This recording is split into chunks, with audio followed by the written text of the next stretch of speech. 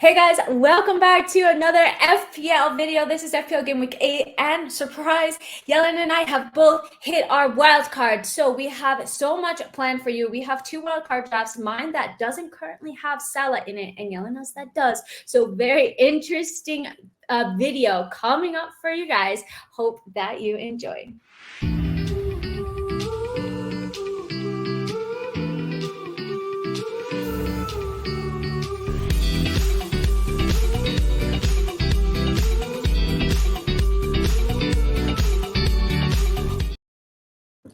Hey guys, and welcome back to the channel. Welcome back to the video. Yelena, happy Friday. How's it going? It's good. Now that you've said that you don't have Salah, I'm so like, because I wasn't going to bring in Salah, then I got peer pressured into it, and now I'm torn. So already, I've got questions. I know, and I'm feeling peer pressure to have him, but I just I just feel like my team is light, but maybe we can find a draft that works. So let's get right into it. I'm going to share my screen and we can go through. Oh, I'm actually going to move it because I'm on your wildcard slide now. So that's a spoiler. No spoilers. Yeah, spoiler. Okay, now it should be working and you should be able to see my screen. So let's just fly through our game week 7, which I think was crap for a lot of people. I actually got like plus almost 20 points from the transfers that I made, bringing in Trippier and Bowen, which I was super pleased about. But obviously I didn't have Watkins, and that was the star of the show. And other than that, I was feeling like, I know that there was a lot of talk about taking out Saka because he was potentially injured. And I was like, you know what? I'm going to keep him in. My gut is telling me to take Rashford out instead of Saka. So like, let me just listen to my gut, and thank God that I did. So that was like an extra 7 points as well. So I didn't do terribly. I think I got like the bare minimum to not get a red arrow. Like I needed 49 and I got 49. So it wasn't the best game week ever, but it could have gone way worse had I not listened to my gut for my transfers. But you did amazing. This is your team. Walk us through it.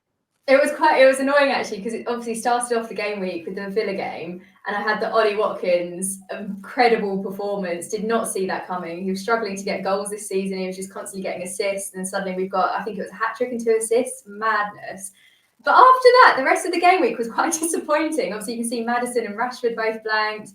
Ward-Prowse I expected to score, he didn't. And then I had the issue of Botman not playing. He was injured. So then I got Estupiñán's points off the bench, which was -2 because he scored an own goal.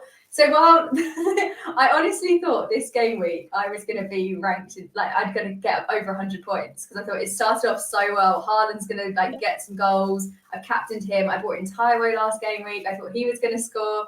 So I am pleased with how I did, and I got a really good green arrow, but I was expecting a bit more. So not to sound ungrateful, but thank goodness for Ollie Watkins, because if I didn't have him in my team, the week would have been an absolute disaster. He was the star of the show, and I know a lot of people were considering their wildcard drafts and they didn't have Watkins in, and then now all of the teams I've seen have Watkins in, and I'm gutted because I was like trying to figure out how to get him in and I just couldn't with the money that I had. But let's move along to our game. So you need a replacement. You're absolutely killing it. I finally got points on the board, so I'm freaking thrilled about that. Because I said to transfer out Rashford for Bowen. Rashford blank Bowen got a goal. You said to transfer out Chile for Trips, and he got, I think, an assist and a clean sheet. And then Mira said to transfer out Saka for Diaby, and Saka scored, but Diaby got 2 assists. So we actually went up 1 point. And basically what we've done, we're going to have the chat get involved as well, but we've picked for you for this first week. You're going to be playing in Buemo to Maddison. We think that this is a really good shout, but if you want to have, well, we have an international break coming up. Before the next game, we're going to be putting in the comments, please vote for which one you want so that we can put it and the most liked one wins. But Yelena, I'll let you go first since I've been doing all the talking. What's your transfer for, so you need a replacement for this week? I think this was quite a cheeky one, probably. But obviously, Sel Morris, I know a lot of people brought him in for the double game week. He did really well in the first game, and there was nothing from the second game. I think people probably be wildcarding him out. I think it was quite a fun punt to have just for 1 week. but it's to bring in Darwin. Now, I think Darwin is either going to be really explosive and we're all going to want to transfer him into our teams, or he's just going to be really flat. I think he was a minutes risk before, but now I think he's got a more nailed position because there's injuries going on in Liverpool. So I think this could be quite a risky one. Either I'm going to get loads of points from this decision, or Darwin will be really disappointing. That's like kind of how I feel with mine, because you would think like, okay, Chelsea haven't been playing so well. Raheem Sterling only had like the one truly good game week. He was even benched the last game week, but I think it was because he was out sick. But I feel like things are starting to turn around at Chelsea. So I'm not sure if I've gone super risky and Raheem Sterling's just going to have like an incredible game now because I'm saying to transfer him out. Absolutely. You know, so it's risky, but I've gone for a Spurs player as well. Son, he's just been doing amazing. I believe they played Luton as well, so I thought that was a really good fixture. But again, I'm kind of worried. I feel like Sterling could totally punish us. Yeah, no, definitely. I think there's going to be some sort of Chelsea resurgence soon enough, and people will start transferring back in the players. Totally. But I think I'm not convinced currently. Not yet, and they do have some really freaking difficult fixtures coming up as well, so that's why I'm kind of like staying away from the Chelsea players for now. So let's get into the fun stuff. This is what everybody's watching the video for. It's our wildcard drafts, and Yelena freaking convinced me like Saturday night at 11 p.m. my time or something. After all of the games, I was like, I see everybody's going to wildcard. Like, what should I do? I don't know. I don't love my team so much. Is it so bad? I don't want to miss out. And she's like, you have to, if you like do it, just do it. Like, you're going to miss the price rises and the price falls. So I was like, I'm just going to do it. And so I ended up wildcarding. Yeah, it's so chaotic. And I'm actually quite glad that I did, because I did have, I think, like 6 transfers that I ended up making in my wild card draft. I took out Onana because it's just a lot of money. So I was able to save some money in the goalkeeper position. And Man United aren't playing so well. I think I'll probably play Turner for this game and switch the goalkeepers. Especially on the run of form that Newcastle are in. And then you'll notice that the glaring thing with my wildcard team right now is that I currently don't have Salah. And that feels really wrong. And maybe we can try to play around at the end to see my team and see kind of like what we can do to get Salah in and the type of team that I could get to. But I went for a back 3 of Cash, Trippier, and Udogie, and I have Burn on the bench. So I have the double Newcastle defense, which I really like because they have good fixtures coming up. So they play West Ham away, but then they have Crystal Palace at home, Wolves away, Arsenal at home, a difficult fixture, and then Bournemouth away. So the 4 out of the next 5 fixtures are pretty favorable. And then the thing that I was actually thinking is that Newcastle in game week 13, they play Chelsea away, and then Chelsea after game week 13-ish, the fixtures start getting slightly better. So I was thinking, okay, maybe I can even do like Burn to a Colwell potentially as well. And then in my midfield, I have double Spurs. I have Saka currently, Bowen, and Luis Diaz. So I really wanted the double Spurs. They have fantastic fixtures. Luton away, Fulham at home, Palace away, Chelsea at home, and then Wolves away, Villa at home. And then I've seen a lot of people transfer Saka out. I'm not too sure about the injury news just yet. I need to get updated on it. Obviously, they have the difficult fixture in game week 8 of Man City at home, and then they play Chelsea in game week 9 away. And they have kind of a mixed bag. Then they have Sheffield at home, Newcastle away, Burnley at home. But it just feels weird not having any Arsenal in my team. But I think if I were to maybe take one player out, it might be Saka for Diaby. Maybe it's a little bit crazy having triple Villa, but I really am missing Diaby in this team. And then to not totally miss out on Liverpool, I do have Luis Diaz in there instead of Salah, and to have some Liverpool coverage, and then Holland and Watkins up top. But what do you think of this team? This is the first team that I drafted, and I haven't changed it since then. So that's so impressive. So I really like the balance. We'll see when we come to mine. like, obviously you've tripled up on Spurs, you're saying about tripling up on Villa. It's putting a lot of eggs in one basket for a team to do well. And the problem is, say Villa don't score, that's 2 players gone. And then if they then concede a goal, that's 3 players out. And that makes me quite nervous. So I quite like the balance you've got. And sticking with Saka, I've got no Arsenal players, and I think it's going to come back on me. I don't have an Arsenal defender. I'm taking out Saliba. I've taken out Saka. I think it's worth holding on to him, but I am concerned about his fitness. So you could possibly do Saka down to Odegaard, and then if you can get Saka back when you know that he's definitely fit, bring him back in. But the way Arteta's going, he seems to just be playing Saka no matter what. So you might still get some minutes. He might just come off at 60 or something, but hopefully after securing the game and getting a goal or some sort of goal contribution.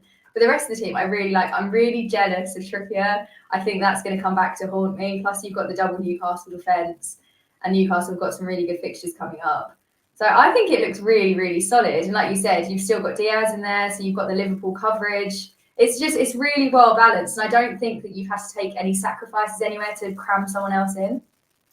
That's the thing. And I was playing around with trying to get Salah in. I can't possibly have Salah, Son, Haaland, Watkins, and Trippier. Just not possible. And I really do want to keep Trippier in my team because I feel like Newcastle are going on and on in this run of form. They beat City in the League Cup, then they just beat PSG in the Champions League. Madness.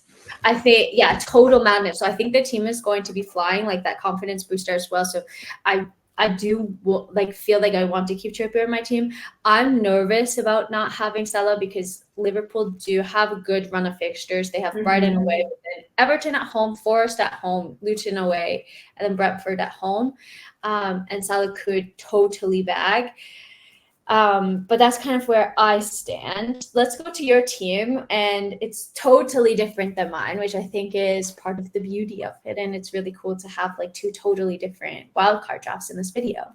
Yeah, no, definitely. I think I've noticed quite a lot amongst content creators, and it's not even necessarily people are copying the template, but everyone's got the same defense. But I think we've had in the last 7 game weeks some really outstanding defenders, and now the fixtures are changing, so we're bringing in Newcastle players.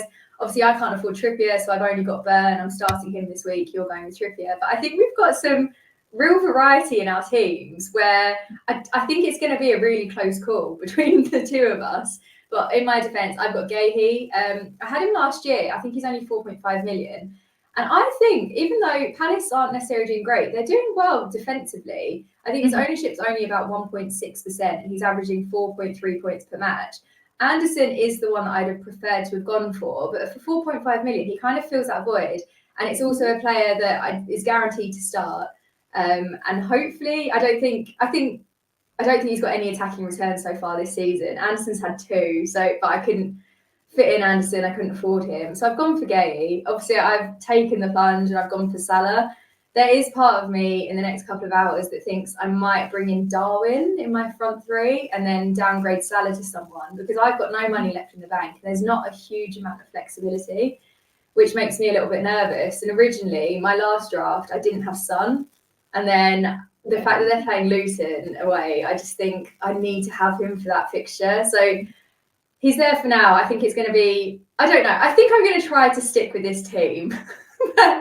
Having so many kind of expensive players really does limit you with what you can do. And I feel as though the team's a little bit boring. So to spice it up, I've gone for McGinn. I originally had Ward-Prowse in there. And I do think that Ward-Prowse is a better asset to have on the team. I think he's going to get more points. But McGinn's kind of just my fun, Diaby kind of player that I'm hoping will get a goal at some point. He did score last night. He won the game for Villa. So I'm feeling quite optimistic. And that was a Matty Cash assist as well. So hopefully they have some sort of link up.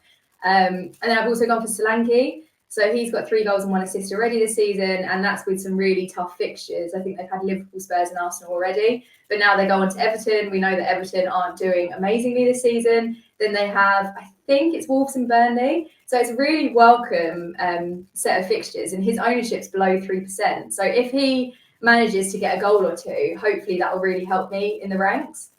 But yeah, what do you think about the team? Yeah, I think first of all, I love that you're just the approach that you take to the game. You're like, even though maybe WordPress could be a better option, I'm gonna go for a fun pick. And at the end of the day, it's a game. It's meant to be fun. So I really love that approach. And I really like your team. Like when you sent it to me, I was like, shit, should I completely change my team? Should I get Salah in there?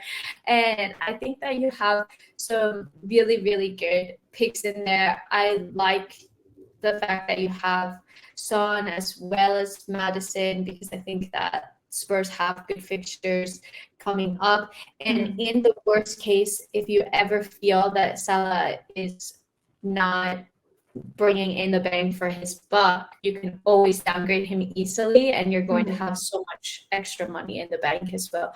So I really like your team. Yeah, and I think that was at the start of the season. I wanted to approach it by going for a premium and then being able to downgrade. Ended up not doing that and kind of pushing myself into a corner a bit, because then it was taking 3 transfers to get to Salah. And by that point, 3 game weeks is a long time. A lot can change. And the one I didn't touch on actually is Gordon. He's on the bench. He's obviously suspended until the 21st. But I know that I want to bring him in, and I want a Newcastle attacker. So he's just one that's ready to go after the international break. Yeah, but that's good because you're planning, and then you have you still have players that you can come off of your bench, and that you know that you're planning to start. I think that's a really good pick as well, because like I said, I feel like Newcastle are going to be firing on all cylinders now. It doesn't seem, I don't know, time will tell, but it doesn't seem like they're being so affected with the extra fixtures because of the Champions League. Like on the contrary, it seems like it's firing them up more. Obviously, maybe fatigue will start to set in, but I would love to get a Newcastle attacker in my team somehow as well. So I think that that's a really good pick, especially for the price point as well. I expect, and he's 5.6 mil.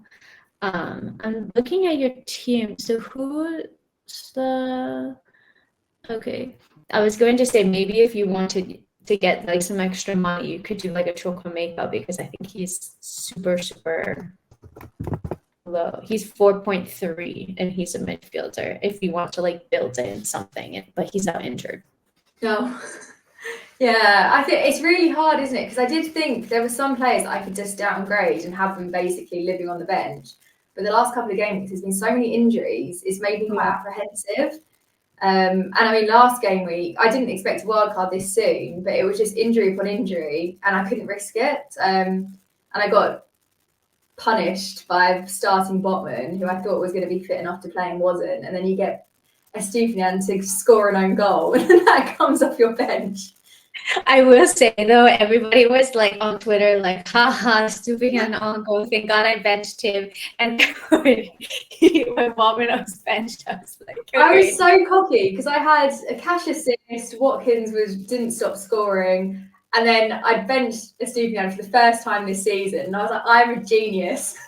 And then the news came out. So then I spent the second half praying he was going to get a goal, and then it gets taken off. I know, me too. I was like, just do something. Yeah, I don't know. It's crazy. So I don't know, like those are our teams. I'm quite happy with them. I'm just like having a play around to see like what I could possibly do to get Salah in my team. But it's really not. I'll share my screen so that you guys can see what I'm doing. I think it'll be a typical game week where everyone is going to break their teams apart to bring in Salah, and then it'll be like Trent will get the hat trick or something bizarre. Totally. So like right now I'm missing 4.9 million. So I would have to maybe downgrade like a Saka to, I don't know, let's say like WordPress, for example.